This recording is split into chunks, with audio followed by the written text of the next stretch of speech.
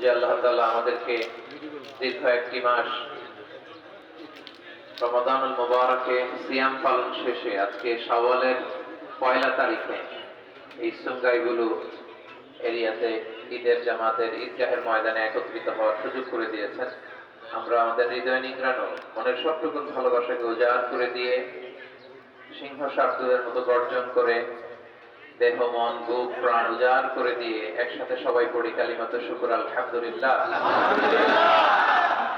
সবাই আওয়াজ করে পড়ুন রব্বানা লাকাল হামদ হামদান কাসীরা তাইয়িবান মুবারাকান ফীহি ইয়া রাব্বি লাকাল হামদু কামা ইয়ানবাগি লিজালালি ওয়াজহিকা ওয়া আযীমি সুলতানিকা লাকাল হামদু বিল ঈমান লাকাল হামদু বিল ইসলাম লাকাল হামদু বিল কুরআন।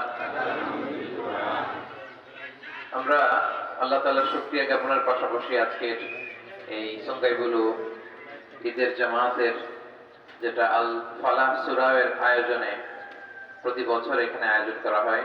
সুঙ্গাইগুলো বাংলা ভাষার সূরা ওয়ান সংলগ্ন এই ঈদের জামাতে যারা এই প্রোগ্রামের আয়োজন যারা করেছেন তাদেরকে আমি শুকরিয়া জানাই এবং প্রবাসী বাংলাদেশের সকল ভাইয়েরা আপনারা যারা একেবারে সকাল সকাল ঈদের সালাতে অংশগ্রহণের জন্য এসেছেন আপনাদের শুকরিয়া জানিয়ে আমি শুরু করছি। সম্মানিত সুধী, আপনারা সবাই কেমন আছেন বলেন তো? আলহামদুলিল্লাহ।